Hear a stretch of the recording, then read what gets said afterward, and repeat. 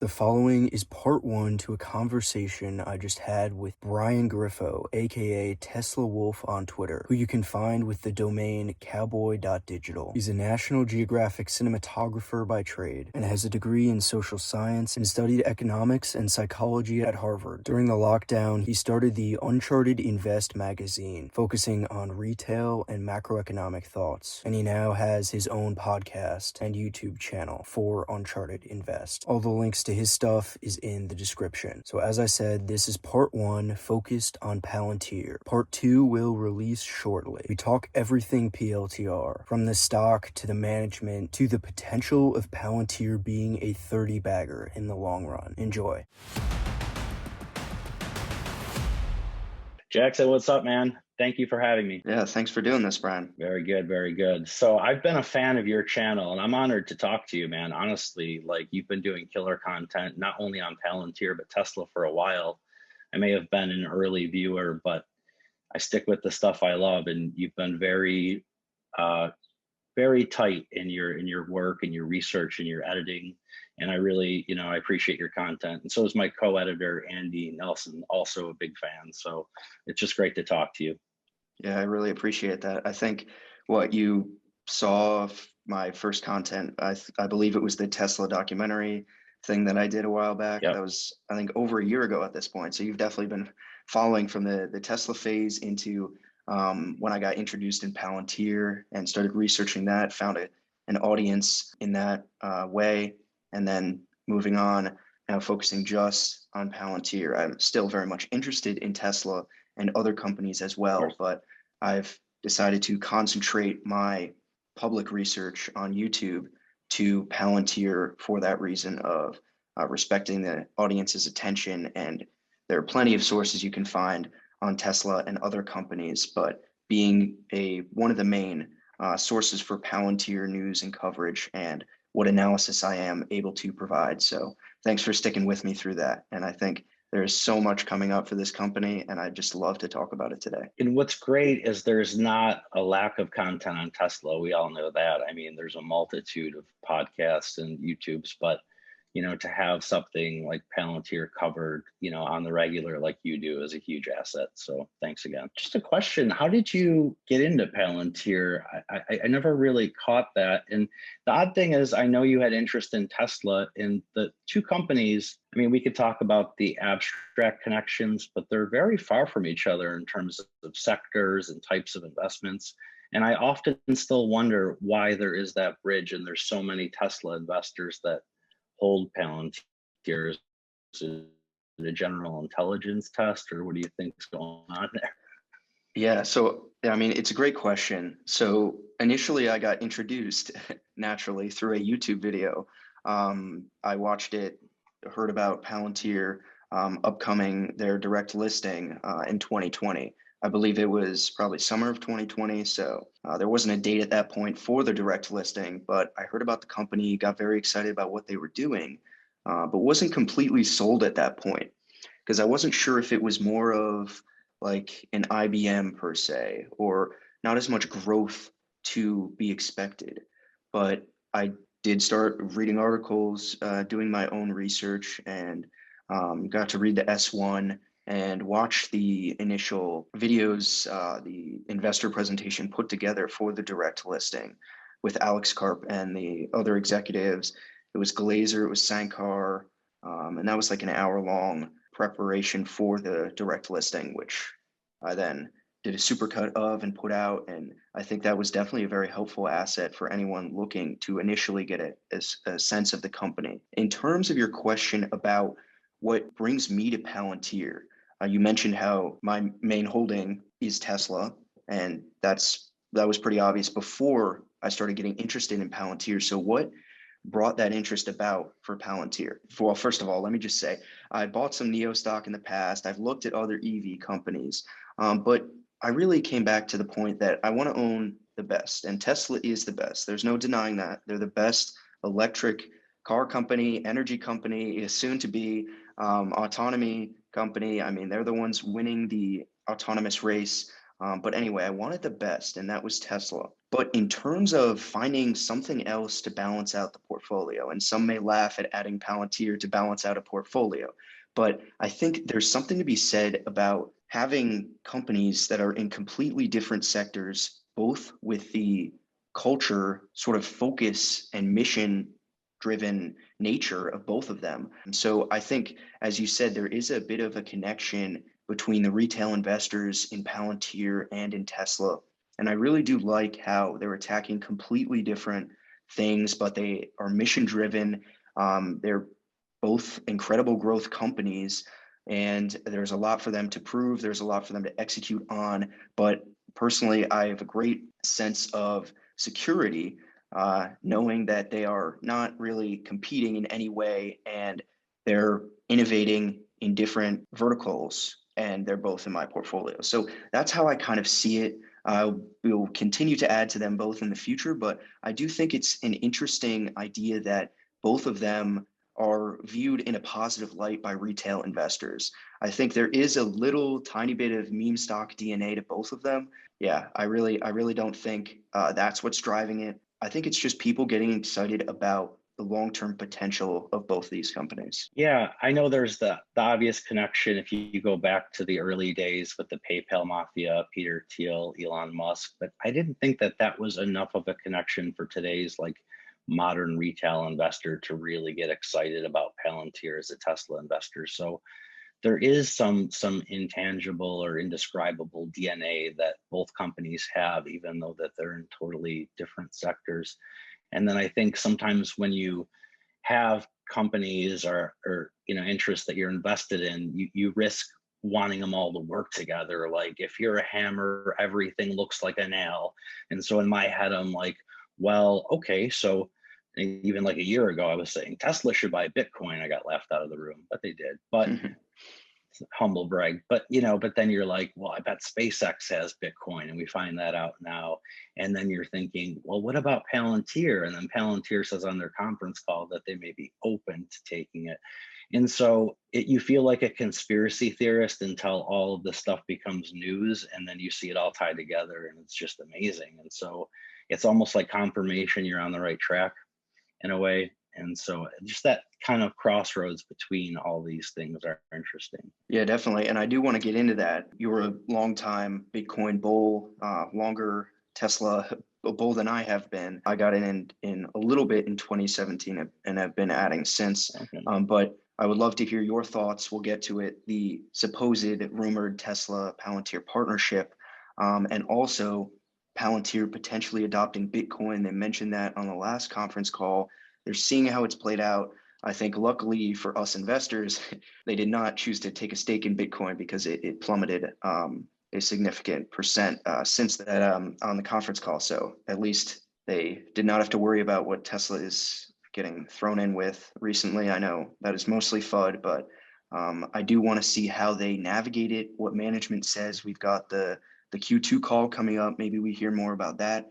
But definitely, I'd love to hear your thoughts on more companies, a company such as Palantir adopting Bitcoin and doing more than just adopting it and putting it on the balance sheet, how they can further integrate it, because Palantir is a very interesting company. And I haven't fully thought about what they could do to integrate it. But you think about all their SPACs, they really are first principle based investments. They're not just doing these investments to potentially make money. They're doing it, they've said, because they want to further develop Foundry.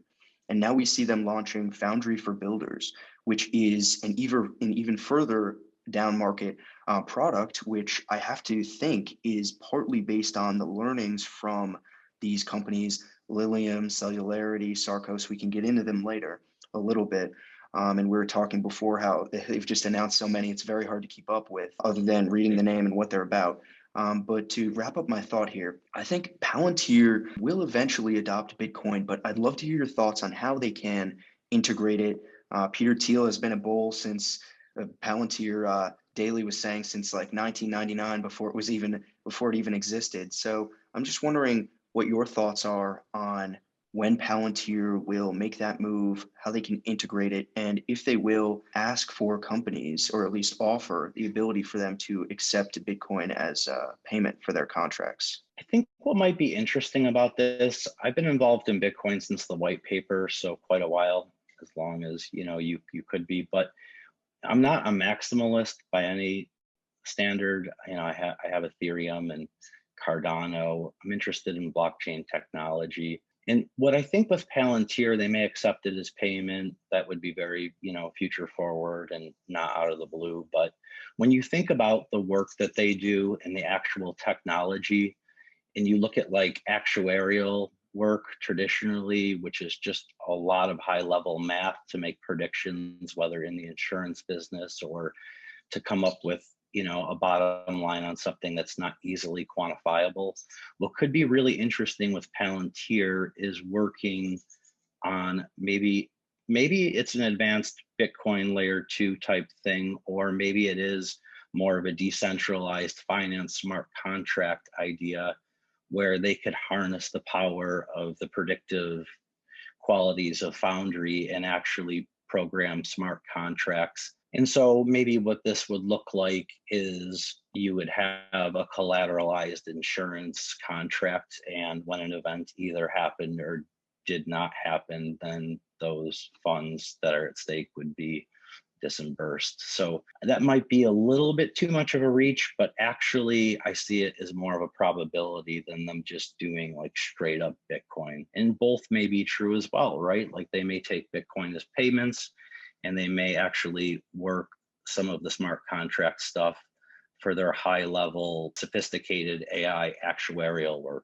if that makes sense. One of the things I really love about Palantir is, much like Tesla, and I won't continue to make the comparison between the two because they are completely separate companies doing their own thing. But much like Tesla, they're all about getting the best engineering talent possible. Elon Musk says, if you have evidence of exceptional ability, I believe is how he puts it, we will come after you, we will get you. That could not be more true than getting Andre Karpathy on the team and retaining him as talent. But when looking at Palantir, one of the things I really like is, yes, you can say they're overvalued all you want, and their two products are not enough to today make up for a very high multiple. It's like 32 times 29. I saw you had on one of your documents, times revenue, not even profit. I know that's a big criticism, but you look Yeah, at that was just the sales top line. Yeah. a part of their whole stock-based compensation deal is retaining the talent, keeping the talent. And I think they will, over time, now that they're public, I think they will be able to retain that talent. And you think about what they'll be able to do with that talent. It's not just what they have today. What they have today is the clandestine Palantir Gotham and the enterprise Palantir Foundry. But you were just talking about something with the blockchain. I really think that Palantir, having that talent, being able to develop a consumer product in the future, it's just not something you can build into any sort of model. And you have to really take it into account if you are a long-term investor as to what Palantir can make as any move in the future. Yeah, I think it's great in terms of their employee base. And this is something that Tesla's done, is, given out shares to employees. But when you get into this model, it really makes these employees and shareholders more stakeholders, meaning that they just feel like they're in a co-op or have stake in this company. So they're incentivized to be part of a team and really try to push these products as far as they can with the talent that they have. And you may have seen some work on how Tesla and SpaceX rate like, I think, two of the top 10 companies that college graduates and engineers want to work for. And maybe Karp was a little bit worried that after they went public they would lose some of that, but I don't think that that's in play, because there is a lot of stock-based compensation for these stakeholders that are employees. And although it may hurt quarterly numbers, I think net, if you're long, you gotta like this, because it is about the people until it's not and the robots take over. Yeah. And it's interesting. I think we could definitely talk about Karp and the management for Palantir, because as you said, Karp had made that comment trend with the sort of employee retention rate or something, I don't know, about people wanting to get in before a company goes public and then closing out of their stock options or something like that. And he said he was worried that Palantir wouldn't be able to retain the talent, but now he's seeing that they have been able to through, I guess, aggressive stock-based compensation, of course. I just want to hear your thoughts on Alex Karp, Sankar, all the people at the top, and what you see with Peter Thiel, because I mean, I've talked about this before. He's not really involved in the day-to-day. So how do you see those? Those are the main three, Sankar being the COO, Karp CEO, and then Thiel as this kind of mythical other third involved character. So what do you think about them running Palantir? I'm a huge fan of Karp and Sankar. I have had problems understanding Peter Thiel. I liked his book 0 to 1. I haven't been able to mentally get on the same framework as, I don't know, maybe it's on me to do harder, to do more work on him, but he's always been a bit of a unicorn for me to understand. But success breeds success, and he's been involved in a lot of great projects. So maybe that's just one of many that he wants to put out and believe in and invest in, but not really have the reins like Karp does. And in terms of leadership, though, I think that this is a huge pro for this company. I mean, you want to bet on the horse and the jockey, right? And the horse is the technology, Gotham, Foundry, and then the jockey, we have Karp or Sankar. More so is the front-facing representative of the company. And I think that's something you've mentioned, but I wish Karp was more involved in calls and in different events and things like that.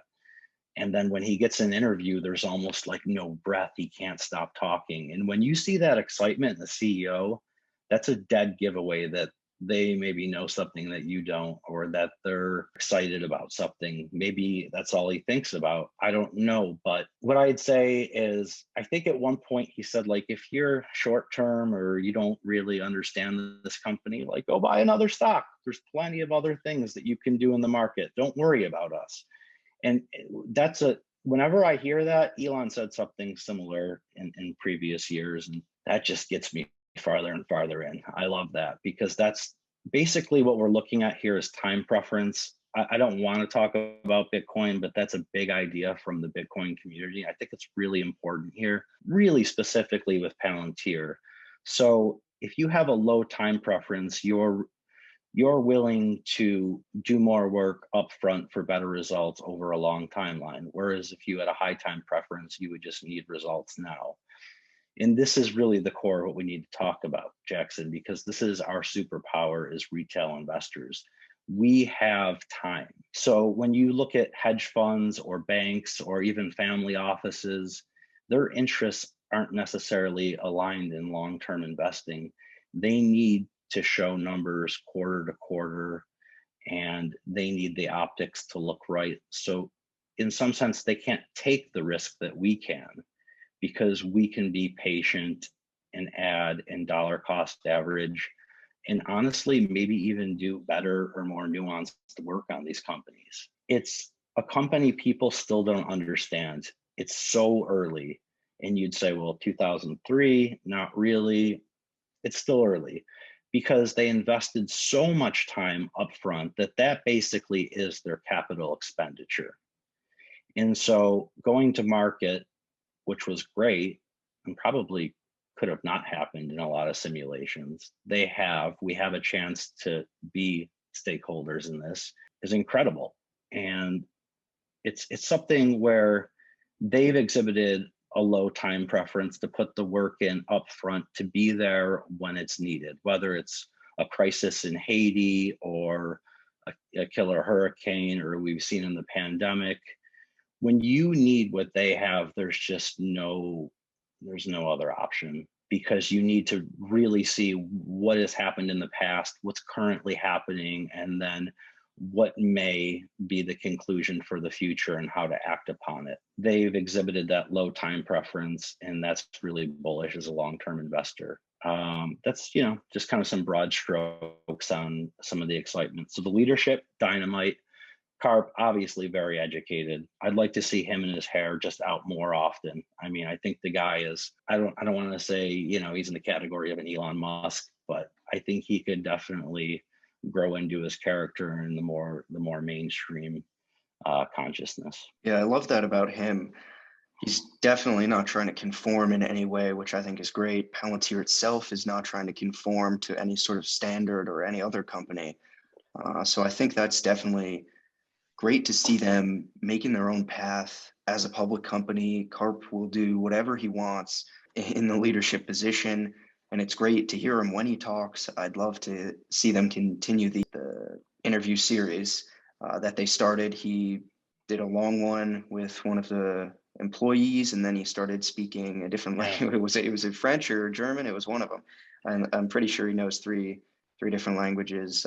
So I think it would be great if Yeah, he continues to do that. And then also, what are your thoughts on him not really being on the earnings calls except for a pre-recorded segment, and he leaves it to Sankar and Glazer to field any of the questions? Yeah. So, what do you think about that as an investor? it would be a problem if he wasn't in other places otherwise, but we do see him like in that barn video. We see him getting interviewed by, was it Washington Post or Barron's? I forget. There was that bit on French TV that I watched of him walking through the woods, which was kind of interesting with the subtitles. And so I don't know, it would be nice if he was involved in everything, but at least we have him, it seems like every quarter doing something. So I'm sure there's a reason. And Shyam I feel like is a great front facing, chief operations officer. He's just he's got the look, he's well spoken. I think he's a great representative for the company. So it's not a concern. It's just a wish list thing that maybe we could see Karp's beautiful hair more often. Yeah. So kind But of we taking know that that up. he's working hard. He's just working all the time mentally. Yeah. So we know they've started building out a sales force, but what I didn't initially realize, and it's been documented, is that he actually was the one going to get the contract, speaking one-on-one. He knows the product on a holistic view better than anyone else from a high level.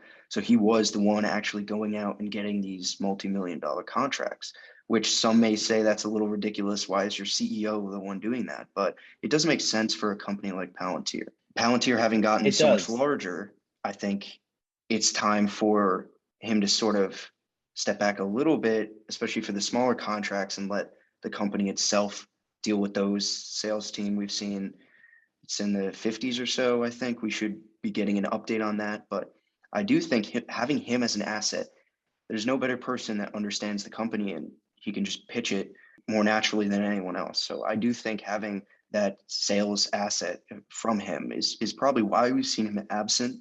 I don't want to discount that. So that's definitely something to consider. But I mean, it's not like he couldn't make time for the conference call or something like that. But what are your thoughts on the sales force and the idea of building it out, proactive outreach and reactive outreach, so to speak, of companies coming into Palantir after these sorts of demo days? Double click. Now we've got that series going. I think we should be having another one coming soon. Not sure exactly when, but that's been pretty great. And yeah, I think we've heard them say it's attracted various clients, but also they do have to do that proactive outreach as well. So how do you think they find the balance between those and building out a sales force, but then you have to worry about the expenses on that? So what are you thinking about that? Yeah, I think the model would move over time as things change. As we know, they kind of started at the top. I mean, you can't get any bigger than the US government, the NHS, and all of these giant contracts. So in that case, I guess it would make sense to have the CEO be there to try to sell the product. It's a company that started out with, fewer clients that were larger. So that would make more sense than having some random sales force try to work on these things. But yes, as they grow and go down market and expand, hopefully some of it happens through network effects, through IBM, through even them being a public company. I think is bullish, just to put it out there into the business world, that, to be conscious of the software. So that was just to answer the thing about Karp and, I guess how it may change in the future. So yeah, he may log less flight miles for sales, and it may be through some of their partnerships.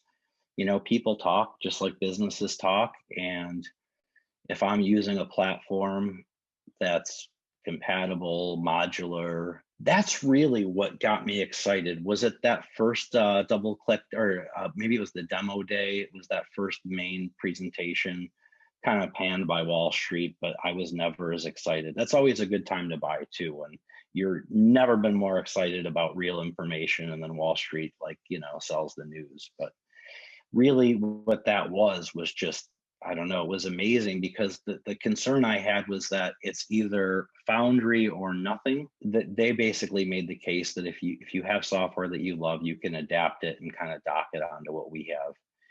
And I was wondering too, like, if everyone gets Foundry in business, then is there any alpha there for anyone? But there is, because you can kind of use that as a base and then do the things that you do best on top of that to try to find your own alpha. So there's still like a free market in business with Foundry. It's not just like this equalizer. But I do think that the turning point, the flywheel, it happened with Tesla. I can't pin a date, but there was just a time recently in the last year or two where it was like, this thing is too big. It would take more power to reverse this flywheel than to just let it go. And we're not there yet with Palantir. And when we are, I think that's when you're going to see the stock increases that we're looking for price wise, and a lot of growth actually. And how I would define that is there should be a time where it hurts you more to not use Palantir's products than to use them. And the example I would make is there was a long time, in the mid to late 90s into the aughts, where businesses could or couldn't be on the internet. That was like a choice. And then at some point, if you didn't have at least a website, like, what are you doing? Who are you? And so it was, you'd be at a competitive disadvantage not to use the internet, obviously. And so that's the parallel I run there, is that if you have businesses using their software successfully to generate revenue, their competitors may also have to, or that delta or divide will get larger. I mean, that's great to hear. I've never heard it verbalized that way before. So that's really incredible to sort of digest the whole internet analogy. But to follow up on what you were saying, and we've learned that Palantir doesn't always require or force anyone to disclose that they have a partnership, because a given company may want to retain that supposed alpha that they have using Foundry. So I'm wondering, like, just as a follow-up to that point, how do you see that playing out if a company doesn't want to disclose? My theory is, now that I spoke with Palantir daily and we've heard these sorts of Tesla rumors, not that we need to keep talking about Tesla in this Palantir segment, but what do you think about a company not disclosing the usage of Palantir Foundry?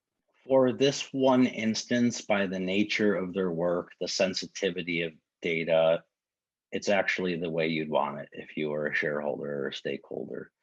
And that's contrary to a lot of other investments where you really want all of the data that you can gather. At this point, for a company to succeed, there's a lot of conflicts of interest, even between companies, and then obviously Western companies between Eastern companies, and that whole access of governments that they choose. And so I think that's just kind of a silent contract you have to sign when you become an investor in this company, that it's better in the long run if you don't have that information. To be a little bit of a black box there for them to do what they need to do as good as they would need to do it. Definitely, because the alternative being they don't have these contracts with these great companies that otherwise would not want the disclosure. So I think definitely shareholders have to accept that. They're still getting these contracts. We don't know what the contracts are publicly. And Palantir has been, well, we've heard from Kramer, the black box narrative that he pushes, but you have to accept that Palantir delivers so much value that some companies do not wish to disclose the usage of it. So I think that's huge. But I wanted to kind of transition into your thoughts. You were talking about retail investors and in the scope of Palantir, but how do you take a holistic view of Palantir in today's market? We know growth is coming. We know the financials will continue to improve, but seeing Palantir today, how do you disconnect it from the share price, take a look at the company by itself, and then make the decision, is this a company I want to hold, continue to add to, and so forth?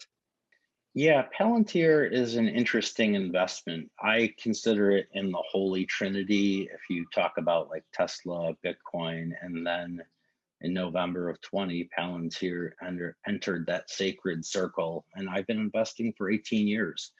And I can't really figure out exactly why that is. There's just some threshold that's crossed where, maybe the gut bone's connected to the brain bone, where it's like you run all the math in the background in your head, put together all the information, being a participant in the market for almost 2 decades, and then finally something clicks. So my entry point was not day one, but I think my first 1,000 shares were at like $10.50. And it was actually a new investor, my co-editor Andy Nelson, who's like maybe a year into the market now, that brought it to my attention, and he hadn't owned it, but he's like, isn't this something that you should be owning? He just already had that quick intuition. And so to his credit, I had to look at it to answer him. And then I was just like, oh my God, how have I missed this? I felt like I was late. And then I invested, started investing heavily, and then told them all about it like it was my idea. Um, but I don't think it's for the faint-hearted. It's got, a fairly higher beta, so that means like it trades a little bit more volatile than the standard market. So you need to be able to stomach that. I think if you want to be here, you want to be long. Cost averaging is always good. I don't think you ever want to buy at the highest highs, but other than that, it's the asymmetrical upside of a huge growth opportunity. I put together a one sheet, which is just like some multiples of what I could see over a long period of time. But it's one of those things where if it 30x's, are you really going to care in the long run if you got in at 18, 20, 22, 35, or even if you bought at the recent top, like probably won't matter because it's still early days.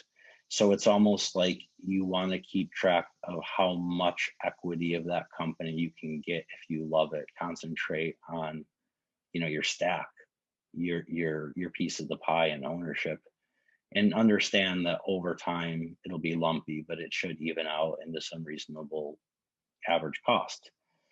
And my base case is it's going to at least be like a 2 to 3 multiple market cap share price. And the golden goose is 30x. It happens. I saw it happen even more with Bitcoin and with Tesla, and these things, they do happen. And so it's a really crazy company. One thing I would ask you is, have you noticed that there's a really difficult time describing Palantir in a quick way? Like they don't have that elevator pitch. I've seen Karp interviewed and they ask him questions for 20 minutes, and then 3/4 through the interview, they go back to, so like, what would you say Palantir actually does? It's like, I feel like people do not understand this company, and maybe their marketing could do a better job just like slamming home like what they really do. Like it's still a mystery to so many people. I don't know if you saw the one sheet, but I put together my own, which is less than perfect, but still something. Palantir provides software platforms for businesses and governments to make dynamic assessments by seeing the past, the present, and the future. Doesn't cover everything, but I think they need something like that, kind of like quick elevator pitch. About what exactly is Palantir? That reminded me of Elon Musk on SNL with Dogecoin. Okay, but what is Dogecoin? Well, it was created in 2013 and has a circulating supply of 117 billion coins, of which 113 billion have already been mined. Right, cool. So what is Dogecoin?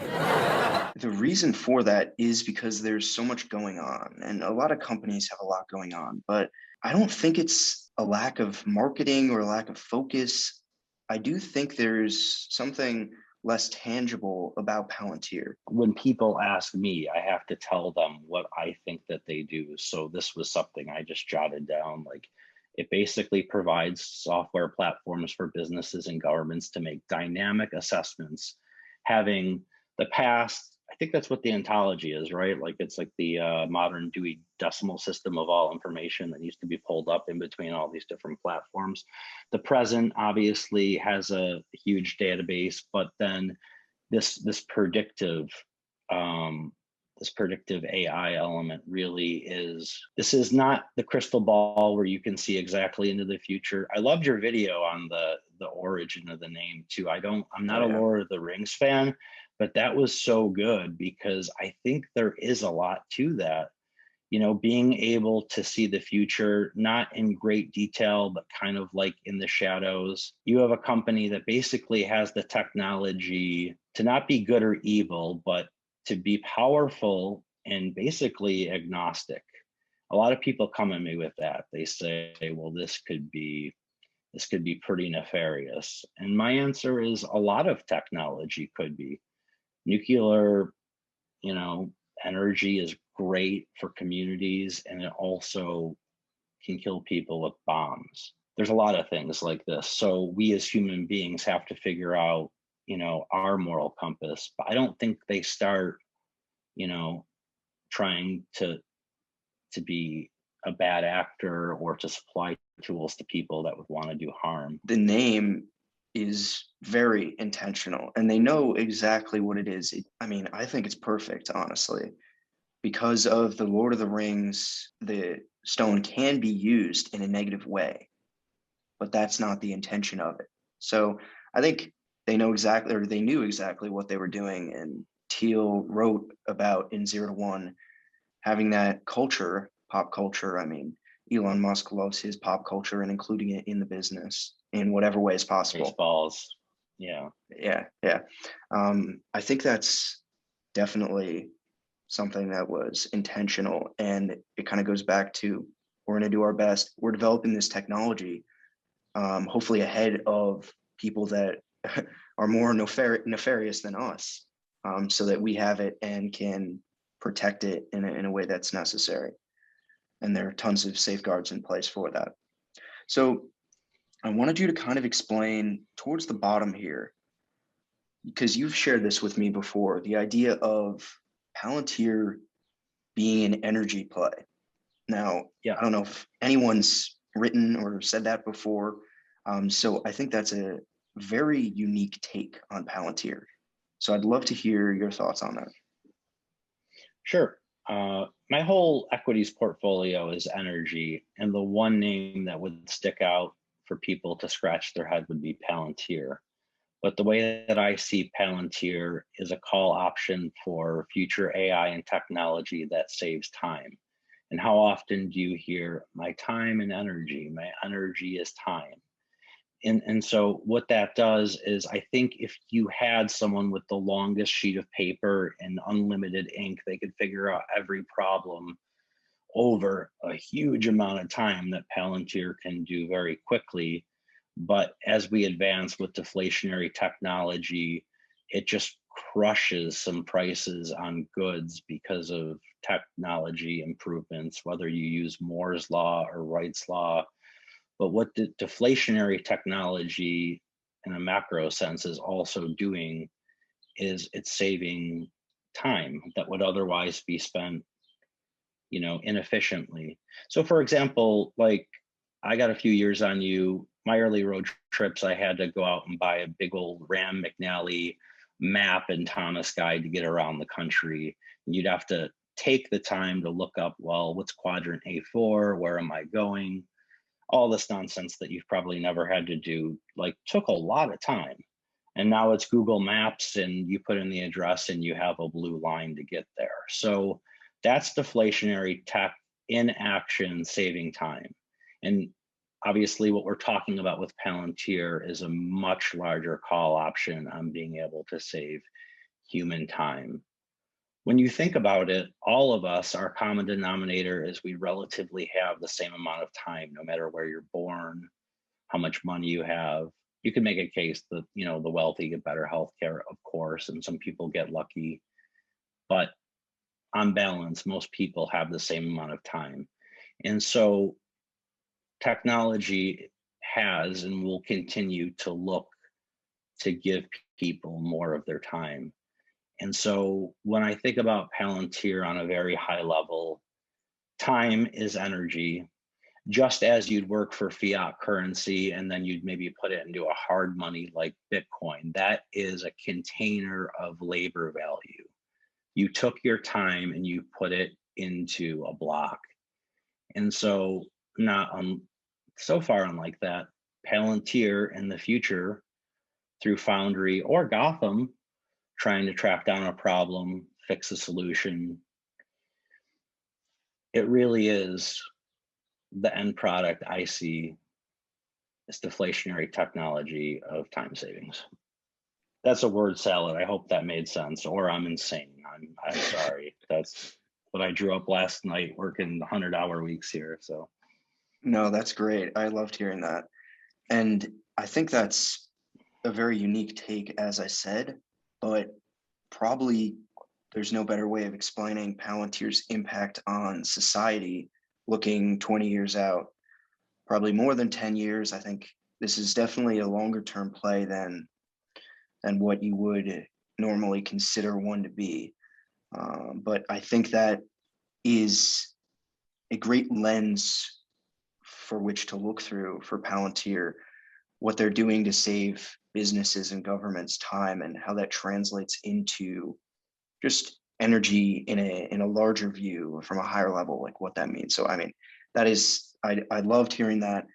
And yeah, so you talked about also just looking here, you looked at the yeah, can you just talk about, you said your share prices here? I know these are just rough, very rough estimates, but can you outline them one more time? Because I know everyone loves to hear the share price predictions. yeah, and just to disclaimer this whole thing, this is for entertainment. I am not a financial advisor, although I'm thinking about becoming one, so I do not have to say this anymore. But this is just for entertainment. I know people love price targets, and I don't know, I just look at things in multiples. I like to look at market caps because then you think about like the total addressable market, which I think is like a valuable, thought process. And it's huge. I love investing in companies with huge total addressable markets. I mean, what's the total addressable market of the internet? I don't know, Earth. So yeah, I mean, you're going to do a lot better there than if you invest in Bob's Hot Dogs. Like his market is like the corner of Maine, and it's just you want to be in those high ceiling markets there. So with stock price, what do we have now? They're about a $40 billion company. Of course, there's always risk. Of course, it could run flat to down for whatever reason. I mean, crazy things happen all the time. So I have a low probability black swan that it stays just even where we are today or cuts in half, and that's where you get the 10, 12. But the base case, I think a reasonable expectation in like maybe a 5-year time period would see at least a doubling or a tripling, which would give you that, 44.88. And then that bull case, what do we have there? That's like a 5x, is that? Yeah, so that would be totally reasonable, I think, if you have any kind of patient timeline. But the reason I'm into this is the golden goose. I've seen it happen before. It can happen again. You look at this, you say, this is insane. Griffo, you're telling me that like this is going to become a $1.24 trillion company? Absolutely. Absolutely, it could be.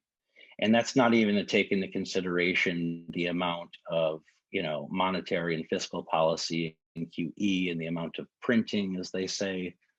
I mean, they're printing digits left and right. So, 5-10 years, $1.24 trillion may not be as much as it sounds today. So I kind of worked that in, but I didn't really make that, an additional note. It's something to think of. But yeah, those are just kind of like ways that I back of the napkin kind of rough it out as an investment. And you never know. I think this is a company where the sky's the limit, and that's investments that I love, whether it's Tesla, whether it's Bitcoin, or whether it's Palantir. I like to see that that ceiling. You know, some people, they're very risk averse and they want that low floor, just diversity, safety.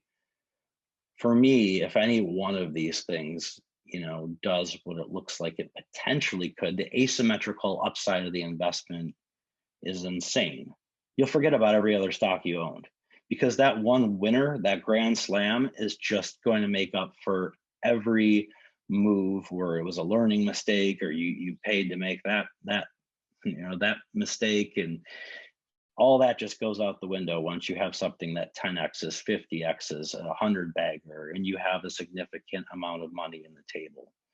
So those are prices, and we'll look back at this in 5 or 10 years and they'll probably be totally off, but it seemed like something that should go on this picture. So Yeah, thanks for including that. I was also thinking, even if you try and do some kind of discounted cash flow, which it's just so hard to do, and I don't even think it works that well.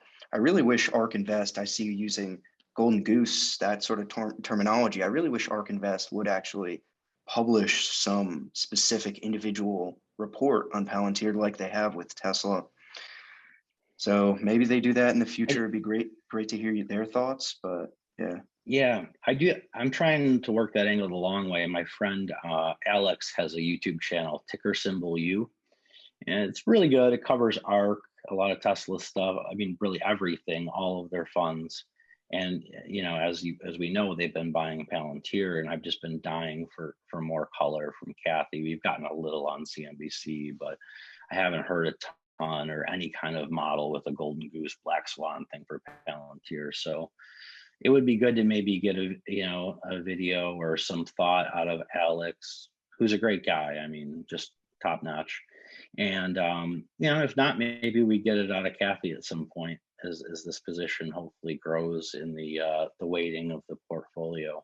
The one thing I did want to mention is that this is not financial advice, as said so often, but I rarely hear why. I feel like it's mostly like a cover your butt kind of thing that people say for legal reasons. But the reason I say it, besides that, is because you really do want to do your own research. If you don't, and you just listen to Joe on the corner stock tip, or the guy on the bus, or your coworker, are you really going to put the amount of capital needed to realize a return in that investment?